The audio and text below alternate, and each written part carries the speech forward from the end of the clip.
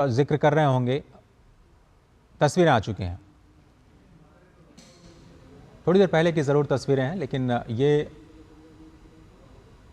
ऐतिहासिक दौरा, वहाँ की एक्सक्लूसिव तस्वीरें इस वक्त आपकी टीवी स्क्रीन पर। गर्मजोशी के साथ प्रधानमंत्री का स्वागत किया गया।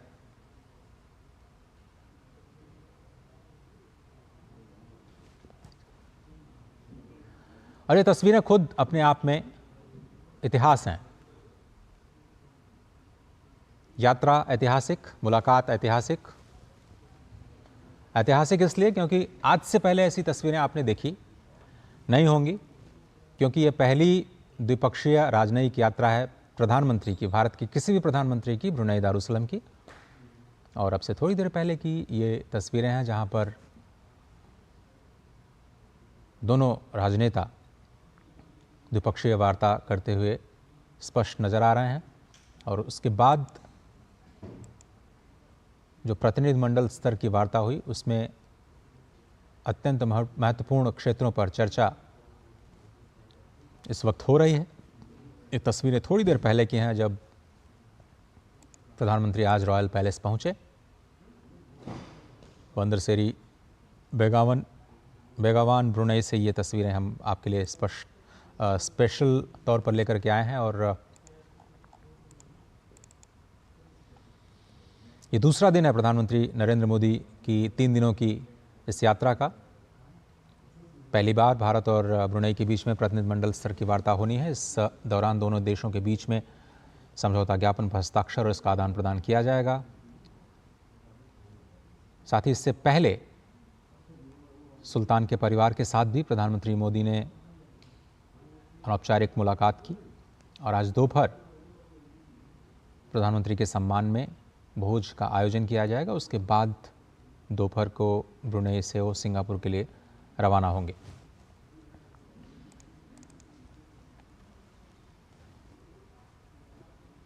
इससे पहले कल जब प्रधानमंत्री ब्रुनेई दारुसलाम पहुंचे थे तो दोनों देशों के बीच एक नई ऊर्जा देखने को मिली थी।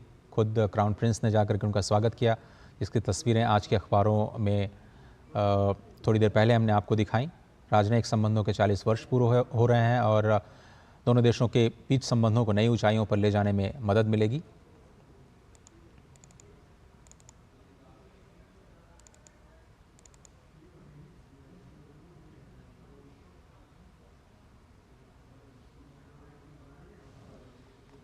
पीएम मोदी ने आज सुबह अपनी ब्रुनेई यात्रा के दौरान ब्रुनेई के सुल्तान हाजी हसनल बोल्किया और उनके करीबी परिवार के सदस्यों के साथ मुलाकात की। और उसके बाद ये आधिकारिक वार्ता के लिए रॉयल पैलेस पहुंचे और ब्रुनेई के सुल्तान हाजी हसनल बोल्किया ने गर्मजोशी के साथ उनका स्वागत किया।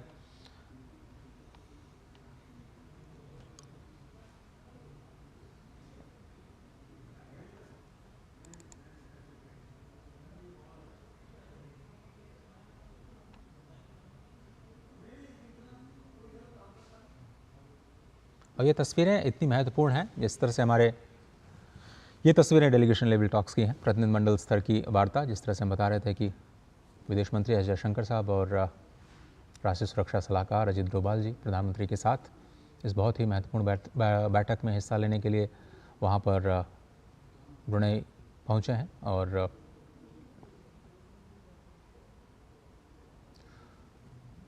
दोनों ही देशों का आधिकारिक तौर पर द्विपक्षीय स्तर पर और करीब आना और महत्वपूर्ण क्षेत्र में महत्वपूर्ण समझौतों पर हस्ताक्षर करना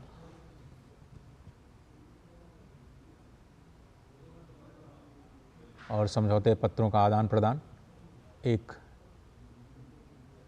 नई ऊर्जा के साथ एक नए सफ़र पर दोनों ही देशों के संबंध जाते हुए प्रधानमंत्री नरेंद्र मोदी एक एक कर सभी राजनयिकों का भारत की परंपरा और संस्कृति के अनुरूप अभिवादन करते हुए ब्रुनेई हमेशा से भारत की एक्ट ईस्ट नीति और इंडो पैसिफिक विज़न का स्वागत करता रहा है, समर्थन करता रहा है। इस लिहाज से बहुत ही शांतिप्रिय देश भारत भी, ब्रुनेई भी। दोनों ही देश विकास पर भरोसा रखते हैं, शांति पर भरोसा रखते हैं, शांतिपूर्ण संबंधों पर भरोसा रखते हैं। और यही साझा मूल्य हैं जो दोनों देशों को और करीब लेकर के आए हैं और आधिकारिक तौर पर कई क्षेत्रों में महत्वपूर्ण समझौतों को आगे बढ़ाने के लिए भी आज का दिन बहुत ही ऐतिहासिक। डिटेल्स थोड़ी देर में आएंगे कि वो कौन से क्षेत्र हैं जहां पर भारत और ब्रुनेई दारुसलम एक साथ कार्य करने पर सहमत हुए हैं। और रिश्तों में ईमानदारी दोनों ही देशों के बीच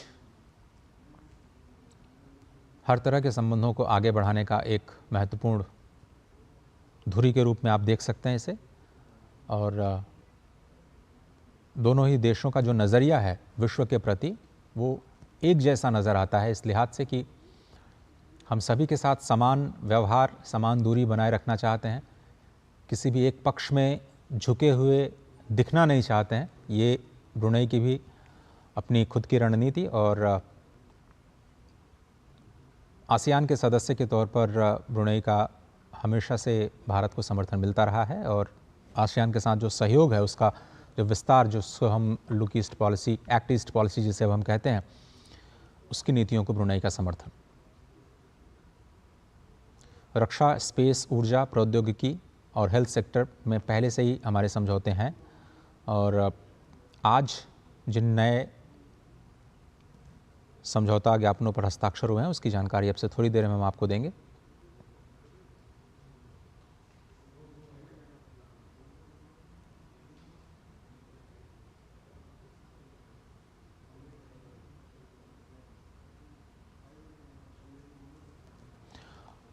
और पूर्व राजनयिक इस वक्त हमारे साथ दीपक वोरा साहब बने हुए हैं, राहुल मिश्रा जी भी इस वक्त स्टूडियो में है। वोरा साहब, आप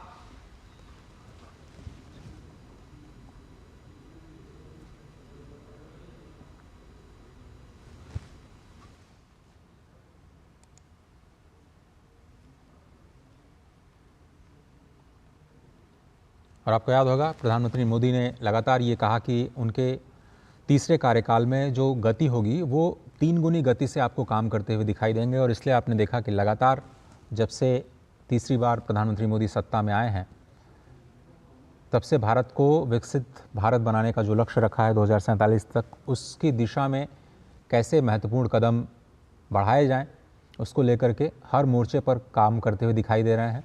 आर्थिक मोर्चे पर आपने देखा कि कई सारी कैबिनेट की बैठकों में उसी विकसित भारत के विज़न के साथ अत्यंत महत्वपूर्ण फैसले लिए गए। उसके बाद विदेश नीति के मामलों में कैसे हम अपने जो महत्वपूर्ण साझेदार देश हैं उनको इस विकास यात्रा में शामिल करें, कैसे सभी का सहयोग लेकर के भारत को विकसित देश बनाया जाए। तो लक्ष्य सिर्फ एक ही है कि भारत को साल 2047 तक विकसित राष्ट्र बनाना है और उस रास्ते में हमें, उस सफ़र में, उस यात्रा में हमें जिन रास्तों की ज़रूरत होगी, जिन साधनों की ज़रूरत होगी, वो सभी कार्य हमें करने आवश्यक हैं। और ऐसे में अपने पड़ोसी देशों के साथ संबंधों को और मजबूत करना, अपने सहयोगी देशों के साथ संबंधों को और प्रगाढ़ बनाना भी हमारी कूटनीति का, हमारी राजनयिक संबंधों की पूरी जो पृष्ठभूमि है उसके केंद्र में रहा है। और ब्रुनेई दारुसलम आसियान क्षेत्र में अभी तक द्विपक्षीय तौर पर उतने केंद्र में नज़र नहीं आ रहा था। प्रधानमंत्री मोदी की निगाह वहाँ गई और अभी केवल 3 महीने ही हुए हैं तीसरे कार्यकाल में उन्हें, जब उन्होंने द्विपक्षीय वार्ता का रास्ता चुना और 3 दिनों की इस यात्रा में ब्रुनेई दारुसलम और सिंगापुर दोनों ही देशों को एक साथ जोड़ करके देखा। दोनों ही देश पोर्ट लेड डेवलपमेंट के लिए जाने जाते हैं, भले ही वो आइलैंड देश हों, लेकिन प्रति व्यक्ति आय के लिहाज से दोनों ही देश काफ़ी हाई इनकम कंट्रीज़ हैं। उनके जो इकोनॉमिक मॉडल हैं उनसे भारत काफ़ी कुछ सीख सकता है। भारत के डिजिटल पब्लिक इंफ्रास्ट्रक्चर, जैसा कि हमारे मेहमान बता रहे थे कि वहाँ से भी पूरी दुनिया जिस तरह से वैल्यू कर रही है उसको, ब्रुनेई में भी शायद इसकी गूंज कुछ सुनाई दे सकती है। सिंगापुर के साथ पहले ही हम NPCI के ज़रिए पेमेंट्स को लेकर के समझौता कर चुके हैं और चूँकि करेंसी पैरिटी है ब्रुनेई दारुसलम और सिंगापुर डॉलर के बीच में, तो पेमेंट्स को लेकर के शायद कुछ समझौतों पर बातचीत को आगे बढ़ाया जा सकता है। दोनों देशों के बीच पीपल टू पीपल कनेक्ट को लेकर के कुछ समझौते किए जा सकते हैं, ज़्यादा आदान प्रदान हो, लोगों की आवाजाही दोनों देशों के बीच में बढ़े, कारोबारी संबंध और मजबूत हों, जिन सेक्टर्स में भारत पहले से ही वहाँ कार्य कर रहा है उसको भी और मजबूती मिले। इसको लेकर के चीज़ें आसान बनाने पर कुछ विचार विमर्श हो सकता है। ब्रुनेई से भारत में निवेश को बढ़ाने को लेकर के प्रधानमंत्री अपील कर सकते हैं।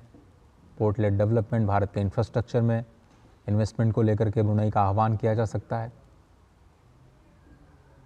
कैसे अलग अलग क्षेत्रों से निवेश को ज़्यादा आकर्षित किया जाए, कारोबारी संबंधों को कैसे और मजबूत बनाया जाए, और कूटनीतिक लिहाज से इंडो पैसिफिक में, साउथ चाइना सी में